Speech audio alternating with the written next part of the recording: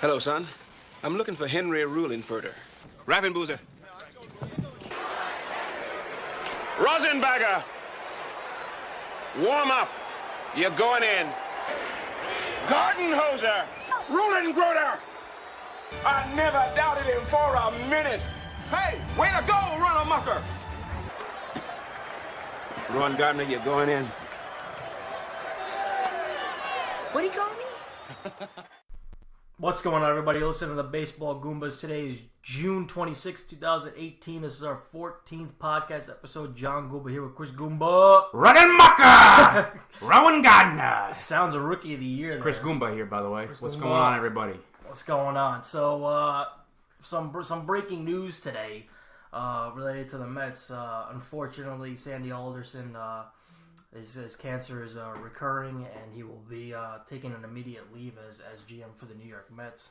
It's unfortunate. I never like to see somebody leave because of health, but the Mets, he's got to do what he's got to do for his health. Yeah, I mean, it's just like you said. He's had this situation pretty much his entire tenure with the Mets. So, I mean, he's fought through it, but.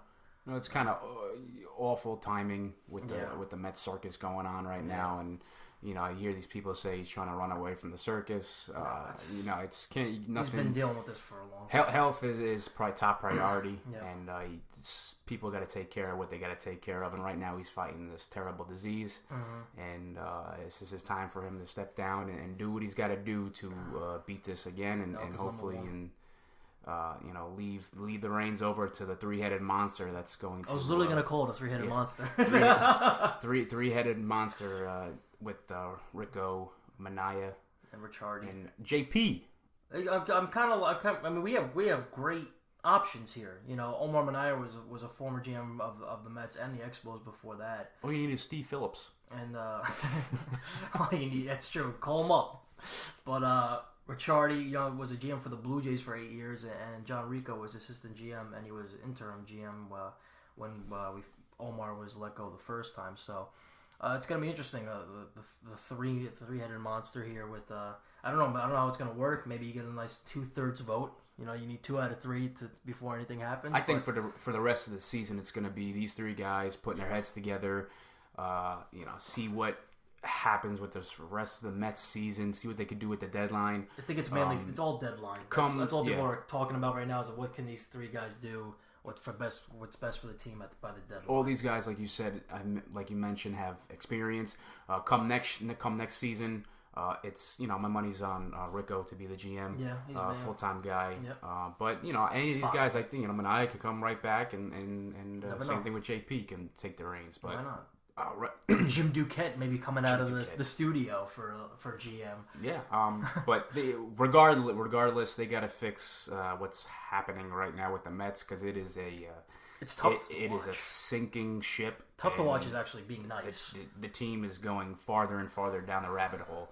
44 losses in their last 64 games. That's it. That is not it. 31-45 on the year. They've lost 7 straight. Lost 14 of the last 15 home games. How do you lose 14 of 15 home games? This is their, if I'm not mistaken, this is their second 7-game losing streak within the month. It probably has to be. Has to be because they don't win. Yeah, they don't win. No, they don't win at all. You can tell me that, I believe you. Yeah. Because they don't win games. It's a shock. They won 31. I mean, right now they're on pace to be 66 and 96, and that's inclusive. That's inclusive of the 11-1 start. So since the 11-1 start, they're 20-44. This team, you'll be lucky to get 60. I'll take 60 wins. Give me the 60. But right now they're nothing's working. I feel like I say that every episode. That literally zero things are working. Noah and Cespedes are still nowhere to be found. Ghosts. Bruce on the DL. You got Dom Smith making starts in the outfield. In Coors Field. In spacious Coors Field. Playing everything on a hop. It's just an utter mess. Utter mess right now. But, I mean, right now, I feel like... Nimmo's hurt. Our boy Nimmo's hurt. He pitch ran last night, so I'm just glad he's...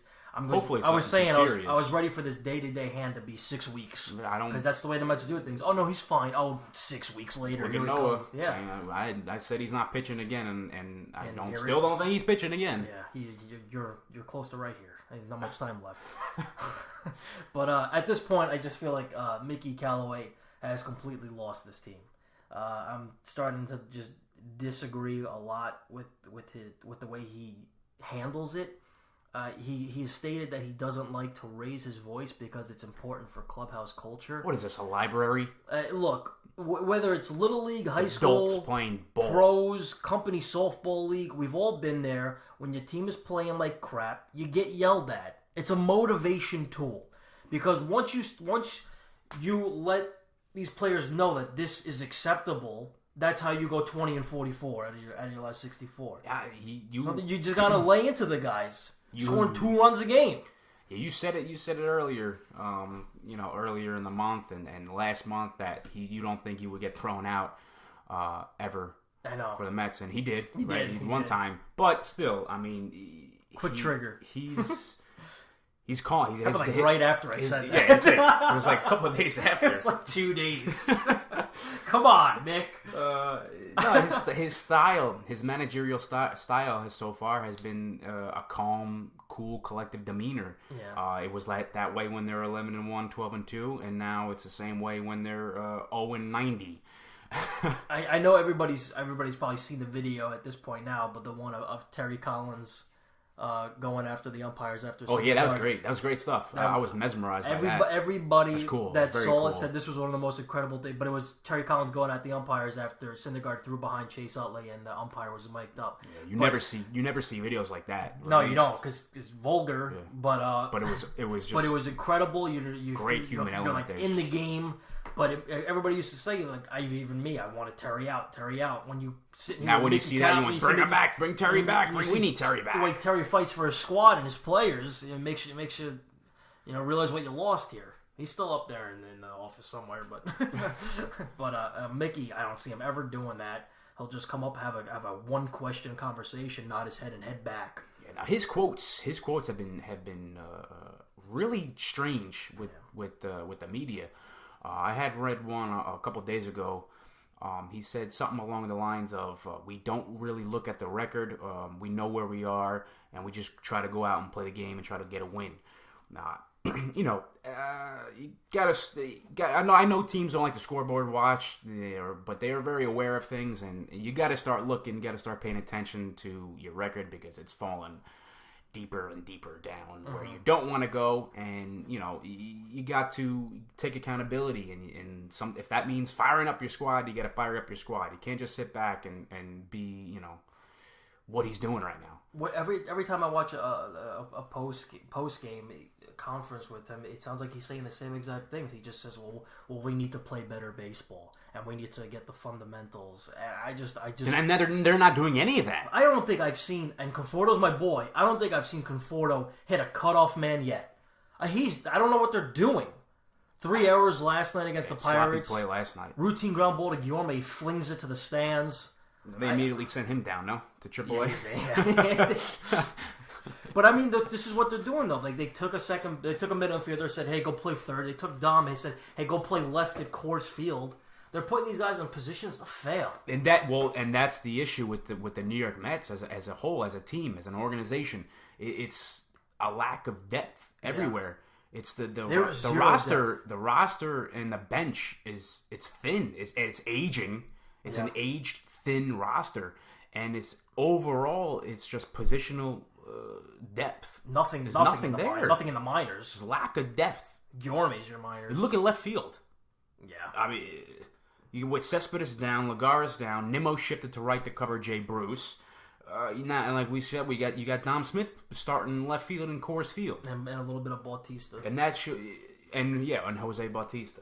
It's just an old and short, depleted bench, and you couple that with the offense not clicking, the depleted bullpen, non-working, non-functional bullpen.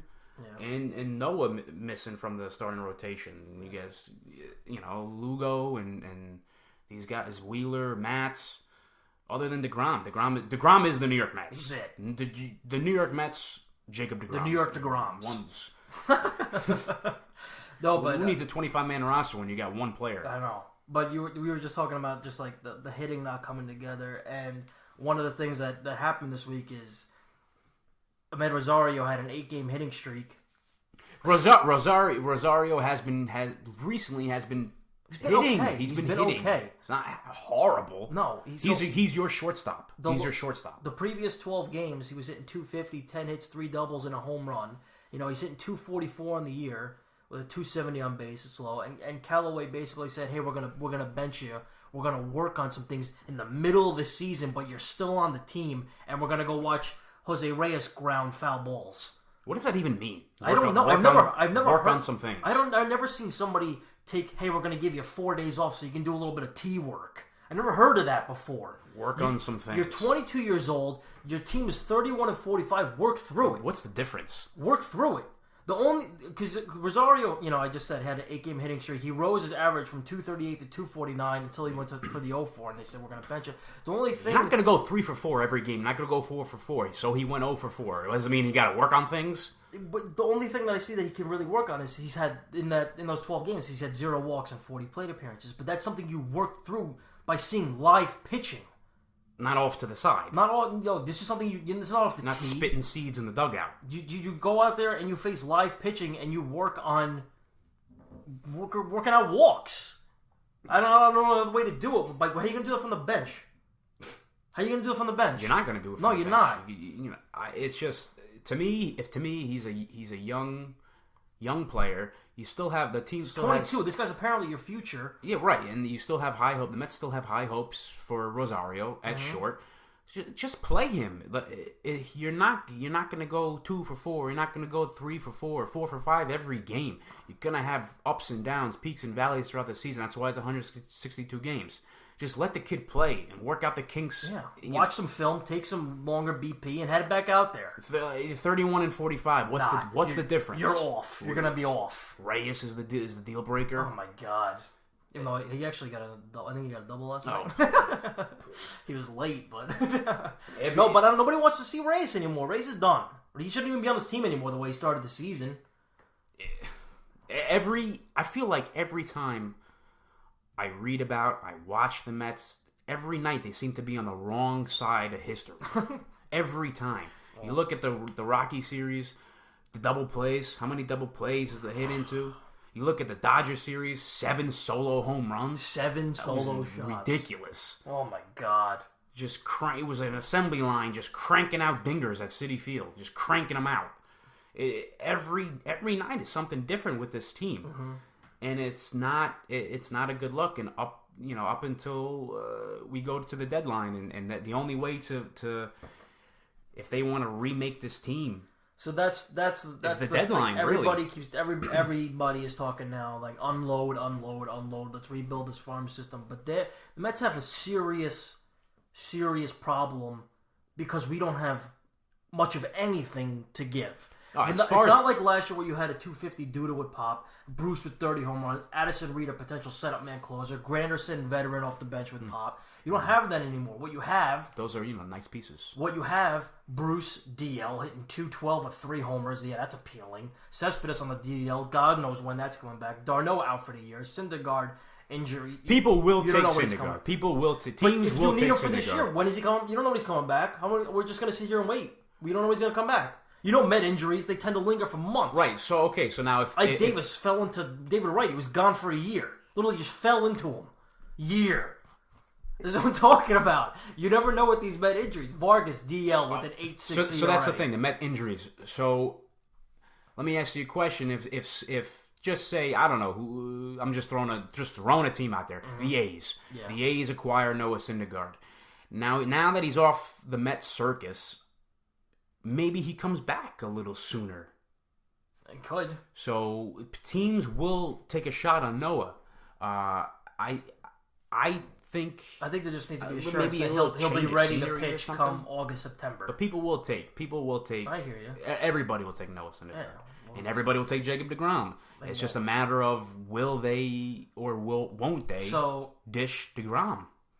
My untouchable. I have an untouchables list. Let's hear it. And top of that list is Jacob deGrom. This guy is this is a guy you build around. You don't unload a Cy Young candidate pitcher, one of the best ERAs in baseball. But again, the return is going to be nasty for but him. What we were saying before with Syndergaard, you could still get a hefty return for Syndergaard you can. and keep your ace. We had mentioned that last week. Yeah. You will get a nice return for Syndergaard. Obviously, you get a little heftier for DeGrom, but in order to avoid a full rebuild, you would keep one of those guys. You gotta keep and one you of keep them. obviously the team would keep Jacob DeGrom over Noah Syndergaard. Because why? So Syndergaard can go on the DL next year, and then you have nobody. That's the thing. Syndergaard is so injured. He's got this label now that he's injury prone, and it's something that you can't rely on. That's why he's got to be the guy to go. My other untouchables is Nimmo. Can't touch this guy. He's incredible. He's one of the greatest baseball players Nimmo's a budding star. He is.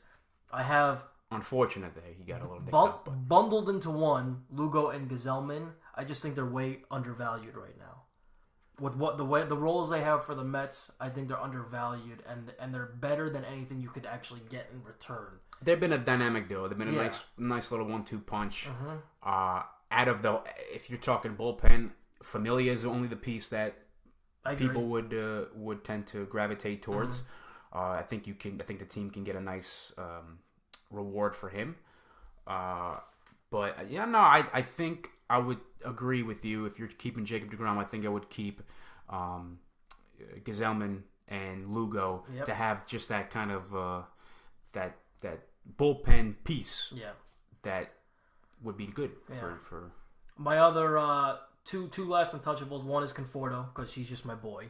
And he's also supposed to be the future first-round pick, The injury... Conforto been having a rough go of it. He's having a rough go. I don't want to give up on Conforto just yet, because also his value is pretty low right now. For what he was supposed to be, his value is pretty low, hitting 230 for most of the season.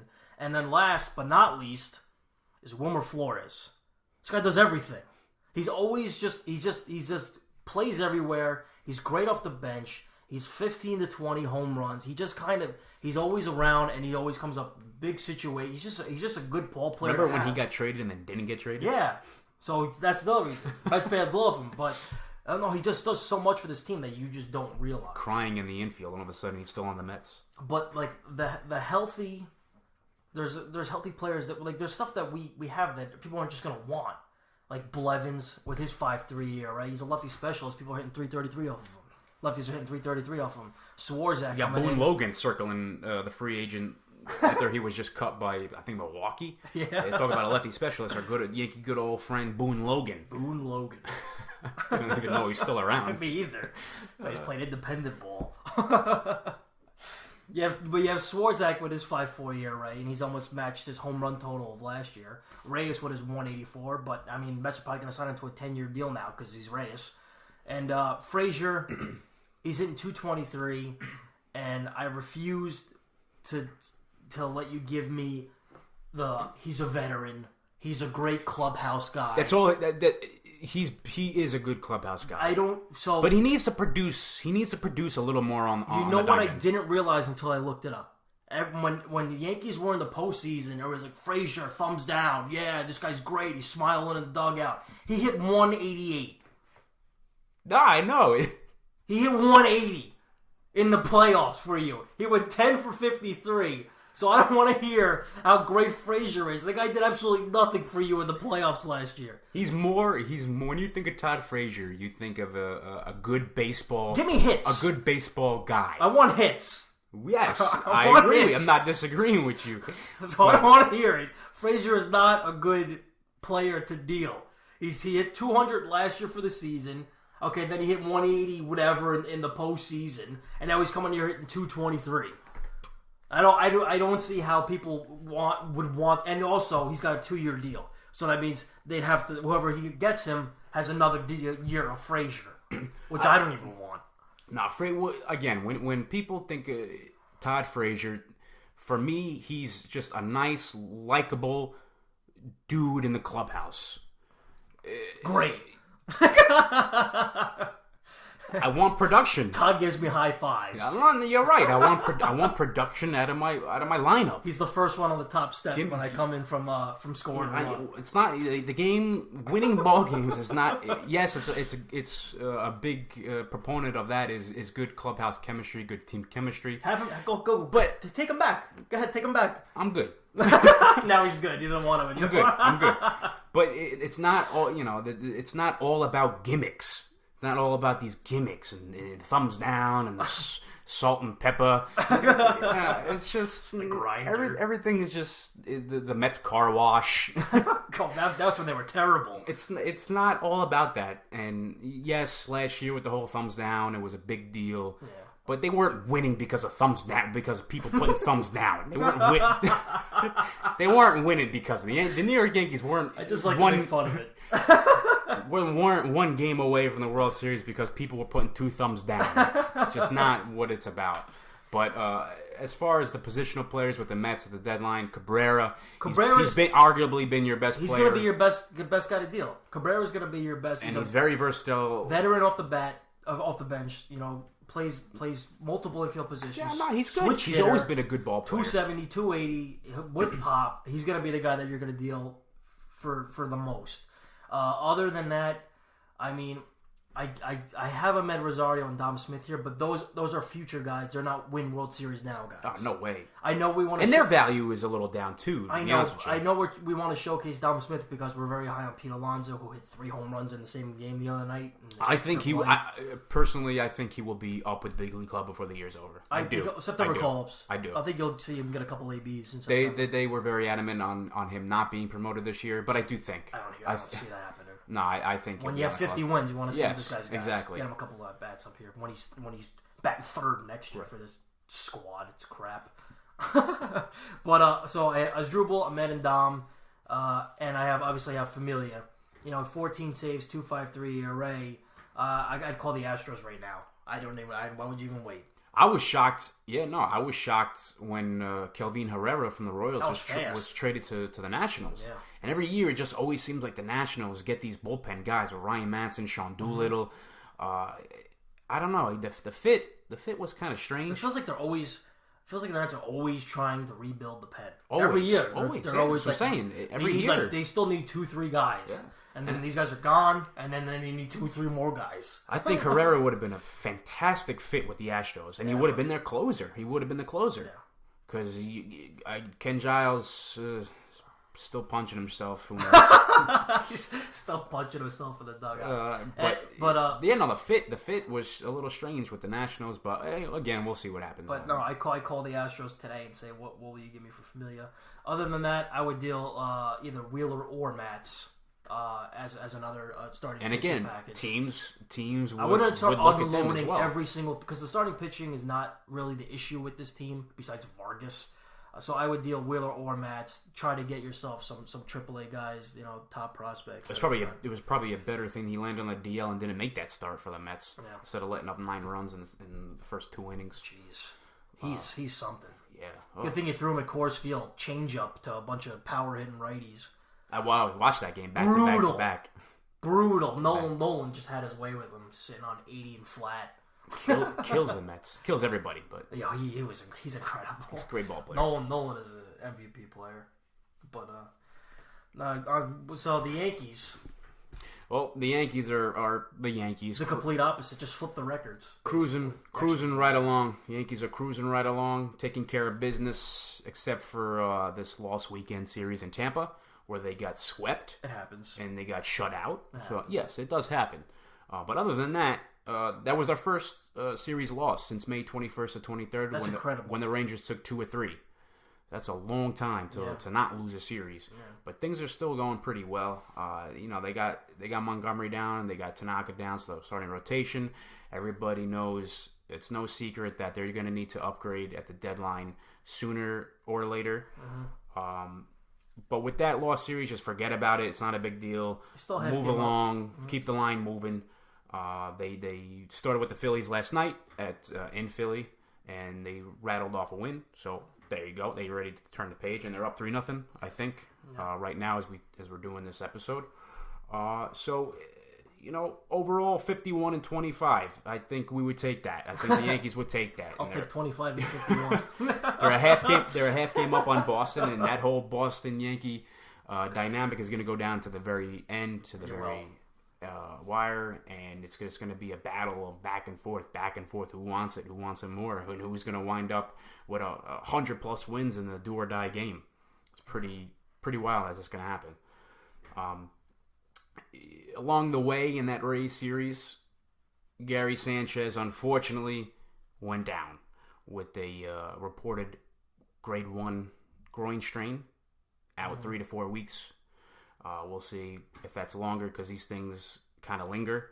Hopefully that's not the case. It's not. I honestly don't think it's that big of a loss, the way he's played this year. No. I mean, he's got 41 RBIs, but I don't know where they came from, hitting 190. Listen, everybody wants to get on Sanchez defensively. He's got 190 with bad D. I'd rather upgrade my D a little bit with Romine. I mean, how much better is Romine defensively? But I mean, I feel like you didn't lose much. What'd you lose? A scary name in the lineup? Yeah, no, well, a pop because he's got 14 home runs, but you still got 20 ribs out of Romine. Romine's hitting over 300. No, that's 100% correct. Obviously, it throws the whole catching situation in flux. Let me put this in perspective. Romine has 20 RBIs. Jay Bruce is 17. Romine has made strides. You guys are in good hands at Romine. Maybe you should trade I'll for trade Romine. Jay Bruce for Romine. Okay, so where were we? The stigma around Sanchez, obviously defensively, but also that reports everybody's getting on Sanchez because he's not in shape. He got hurt because he's not in shape. Please. The guy got hurt. He just got hurt. What are you going to do? It happens. He ran the first, he pulled up lame. It's not because he's overweight. It's not because he's not in shape. It's because the guy got hurt. You're a catcher. You have Let to him be get in hurt. shape. Let him get hurt. It's nothing to do with anything. It happens. That's Cespedes. Right? He wasn't having the season everybody expected to have. Like you said, he's hitting 190. He's got 14 home runs. He's got 41 ribs. He's still hitting home runs. He's still driving in runs.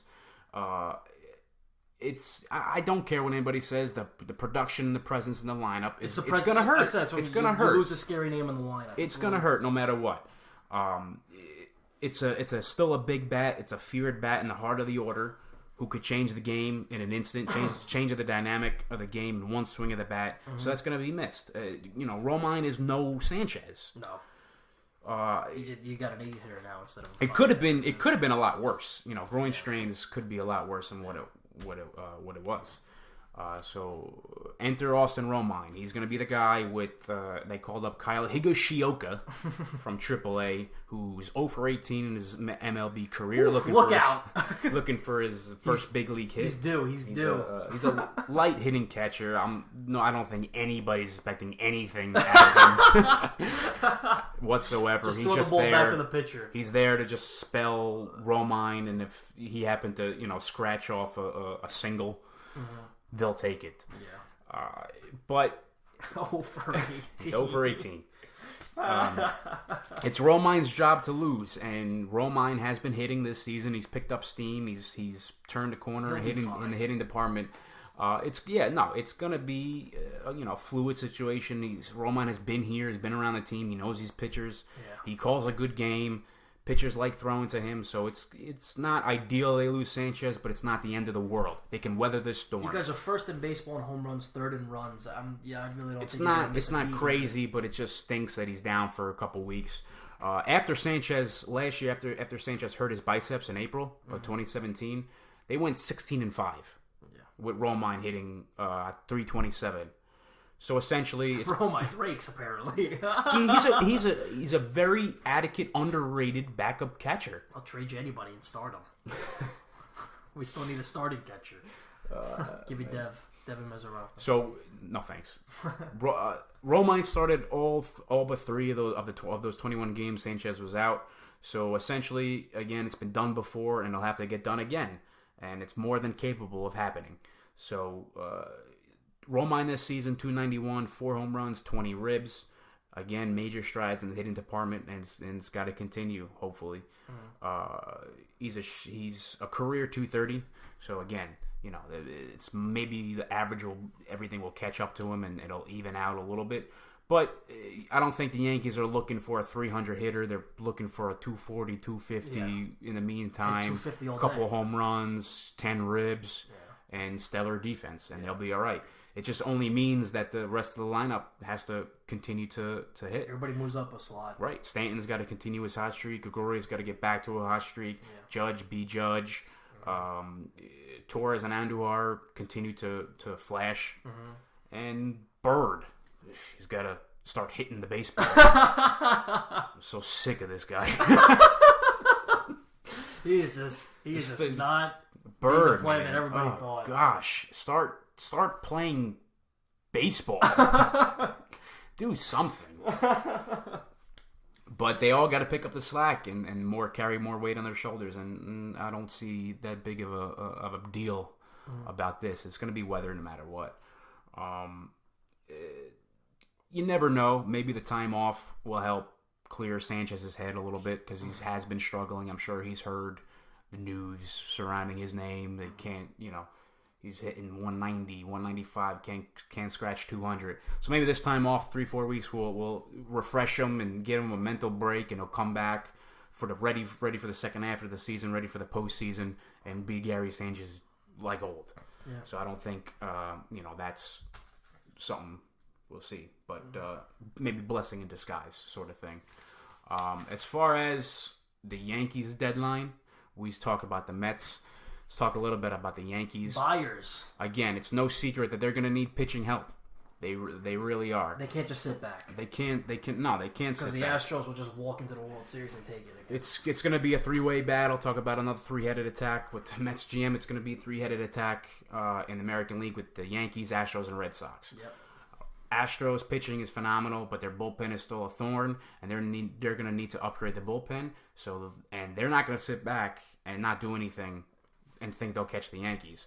And the same thing is true about the Red Sox. Yeah. They're going to need Stephen Wright went on the DL, I believe, again today or last night. They're going to need to get some pitching help as well. So it's going to be a battle between the Yankees and the Red Sox to see who can land a starter.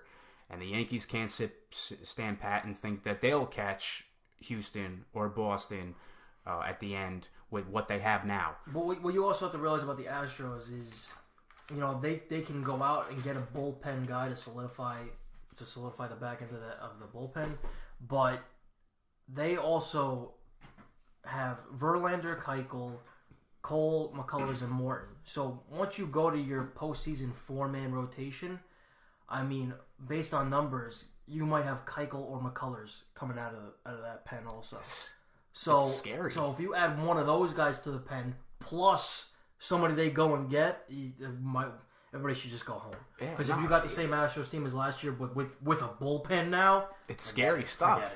So the Yankees are going to have to make some moves, and if the two guys right now that are kind of the stopgap are the two youngsters, Domingo Germán and Jonathan, I don't know. Lozenge. Jonathan Lozenge. Loasiga. Jonathan Loasiga, Lasagna. I don't know how you say it, but yeah, and also stop with Johnny Lasagna. This guy's not even Italian. It's not even Italian. He's not even a Goomba. He's not even a Goomba, Johnny Lasagna. I don't know where people got that, but that's a whole different thing. But these guys, Germán, say his name. Germán and Loasiga, we'll go with that. They're nice players. They're nice pitchers. They're gonna mature and they're gonna grow, but it's not going to be, this season. Yeah, they're gonna go through hiccups. They're gonna go through. Domingo has already. I mean, he can't escape his first inning jams. He's either no runs, struggles. 3 runs, or 6 runs. You don't know what you're gonna get. He can strike out the park, but you don't. Yeah, no, he's been very good, but his ERA's 5.4. You don't know what you're gonna get. You can't rely on him when you're in tight situations. And Johnny Lozenge, you don't. I mean, he's only got 3 games under his belt. He looks great. But I mean, I never go by the debut. Nobody knows. Nobody knows. Exactly.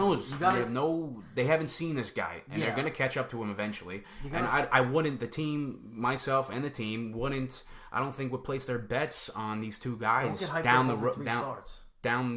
season in September and come October. Montgomery's gone. Tanaka, when he comes back, hopefully could be Tanaka of the postseason last year. Yep. Sonny Gray, still an enigma. He's gotten better a little bit per se. Mm-hmm. He's shown some flashes, but you still can't. I don't think the team can rely on him. I don't. Mm-hmm. And you got an aging CeCe, he's had a nice season, but he's still getting older. and he's still kind of vulnerable. So you're gonna need to ship. You got to make a move. You got to keep pace with the Astros. If Miguel and Gleiber are off the table, then that leaves Jory possibly for teams. Third base or first. He can first base. He can just play some outfield. Yep. And you got the big piece, Clint Frazier. Yep. Everybody wants AAA, correct? Yes. Poor kid's not playing. No, he's been on the shuffle. He's been a Scranton shuffle all season long, and he hasn't been given the opportunity. But what's really nice because it's just he's blocked right now. Frazier is he's a free agent come 2024. So whoever you give him to, you have a nice top prospect with nice control over the next 6 years. So I mean, it's a great piece for the Yankees to deal to get a nice starter for a win now mode. Right, and don't forget, Frazier was the centerpiece of possibly last year with Garrett Cole. Mm-hmm. They were going to get Cole, and that kind of fell through. But and look what he's doing this season. Yeah, he figured. So it out. if Cole is a piece with Frazier, I think they can land somebody similar to this. Someone's going to take Frazier for that. Again, for a 1-2 starter, I think so. And again, we had mentioned it previously. You got Tyson Ross, who's I don't know about that. You got better pieces with Clint Frazier to go get something better than J. Tyson Happ. Ross. Yeah, Michael. Everyone's all about J. Happ. I mean, he's a nice pitcher, but is he? Not Frazier nice? No, is he the guy that's going to take these guys over the edge come playoff time? Happ. J. Happ, I see you giving up a couple. You want listen if the Jays want Drury or somebody for Happ, okay, but not Frazier. No, not Frazier. I think you might have to give up a couple. You have a lot of minor league pitchers down there. Yeah, Florial. No, I wouldn't give up him though. But I mean, you have a couple. I mean, just like a 9th, 10th ranked pitcher. You guys have I think 80 or top 10 prospects are pitchers. You got a lot of guys. Yeah, you can deal. Yeah. You got Tate, Sheffield, Adams. Yeah. You got these guys that you can package. All these names still. Fulmer, Happ, Ross, Hamels, Noah, DeGrom. Although I don't think it's going to happen. You got a lot of options. The one guy that's intriguing, and we don't know. Obviously, we don't know what the team is. The calls they're making or what's going to happen come the 31st. But perhaps the one guy, maybe they can push him over the edge. And for a Frazier type piece is Bumgarner. Yeah. But would the Giants take Clint Frazier, among others? If you got to have probably about 2-3 guys in there. Right. I think one of Adams or Sheffield would have to be packaged. Giants are an aging team with McCutchen, and now they got Longoria. They went out and got older guys, so they need right. to. It might be a match. Yeah. We'll see come the deadline. But again, it's the Yankees are going to have to do something. Right. It's just if the Yankee rotation still is going 4 innings, 5 innings beyond Severino. Sonny Gray's 4 innings, Sonny Gray 5 innings, and the 2 youngsters going 4 or 5. 4 or 5, yeah. That come playoff time for the rest of the season, for the rest of June now, for July and August, September. Yes, you have the September call-ups. I get that, but still, it's going to be if these guys are not consistently going to the 6th or 7th, even the 8th innings. They're going to tax the bullpen, which is supposed to be the greatest asset that they have, along with the offense. But they're going to be taxed, and come playoff time, because of all of the mileage on their arms throughout the seson, they're going to be vulnerable. So you don't want that. They need to stabilize this rotation and get some length out of the 2 to 5 guys, other than Severino. They need some length. And if Bumgarner comes aboard, he's a guy that's going to give you 7 innings, give me 7 solid innings. Yeah. Hamels, he's getting up there. He's getting up there. But 6, 5 2/3, 7 if he's throwing a gem. Yeah. So he's iffy. He's iffy. Everybody's iffy. Everybody except DeGrom. He's not iffy. But all these guys are iffy. So you don't know what you're getting. But as far as a good piece that you don't have to give up, Torres, Miguel, who's apparently all these guys are off the table, I would steer the direction towards Bumgarner and see what makes of that. See who bites on a Frazier. And that's a good point which you make with the Giants. They got to get younger. They do. They're getting old. They are getting old, and they did it themselves. They did. Signing McCutchen, signing Longoria. Getting rid of Arroyo for Longoria. Yeah. I don't understand it. They're competing. They're having a mediocre season. I know, but it's a young man's game right now. Yeah, with all these kids, and with the surplus, even jury would be Astros, appealing to them. I think the jury would be appealing to them. Because Longoria, I think he's hurt right now. Yeah, I'm pretty sure he's hurt. So jury can step in and play third. Yeah. So the Giants and the Yankees might be a match made in heaven. But again, nobody really knows. No. So we shall see. But that about wraps up this week's episode of the Baseball Goombas. As always, thanks for listening. Please tune in next week for next week's episode. Subscribe to our YouTube channel, our iTunes, our SoundCloud, and be sure to give the Goombas a follow on our Twitter at WeAreTheGoombas. Hey. Goombas are gone. Salud. Arrivederci.